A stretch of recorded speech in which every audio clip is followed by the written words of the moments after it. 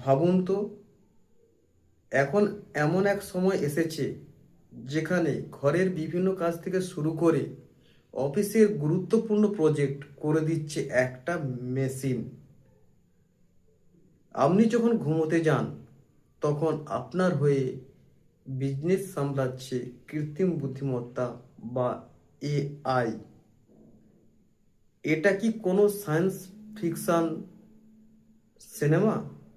না, এটাই হলো আজকের বাস্তবতা।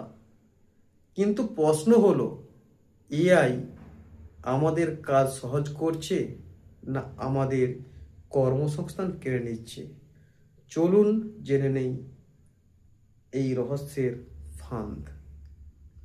আমরা এমন একটা যুগে বাস করছি যেখানে ইসরোর মতো সংস্থা রোবোটিক্সে বিপ্লব আনছে। এআই ডাক্তারদের রোগ নির্ণয়ে সাহায্য করছে, কৃষকদের ফলন বৃদ্ধিতে পরামর্শ দিচ্ছে, এমনকি আমাদের সৃজনশীলতা কাজে হাত বাড়িয়ে দিচ্ছে। কিন্তু অনেকে ভয় পাচ্ছে এআই আমাদের চাকরি কেড়ে নেবে।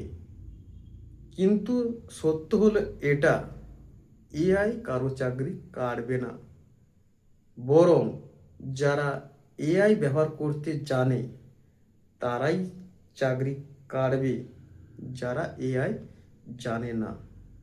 এটা কোনো হুমকি নয়, এটাই হলো আজকে আমাদের কাছে সুপ্রিম পাওয়ার। এর বিপরীতটা জেনে নেই। এআই আমাদের বুদ্ধি দিতে পারে কিন্তু বিবেক দিতে পারে না। এআই ডেটা বিশ্লেষণ করতে পারে কিন্তু আবেগ বুঝতে পারে না। তাই আমরা যদি যন্ত্রের উপর অতিরিক্ত নির্ভরশীল হয়ে পড়ি তাহলে আমাদের সৃজনশীলতা ও মানবিকতা হারিয়ে যেতে পারে। মনে রাখবেন, যন্ত্র মানুষ তৈরি করেছে, কিন্তু মানুষকে যেন না যন্ত্র নিয়ন্ত্রণ করে। প্রযুক্তি হোক আপনার দাস, মালিক নয়। চিরন্তন সত্য, বিভিন্ন পরিবর্তনের মাঝে আজ আমাদের কাছে এআই এসেছে। একে ভয় পাবেন না, একে আলিঙ্গন করুন, নিজেকে নতুন করে গড়ে তুলুন। কারণ দিন শেষে এআই চেয়ে বড় আবিষ্কার এই মহাবিশ্বে দ্বিতীয় আর কিছু নেই।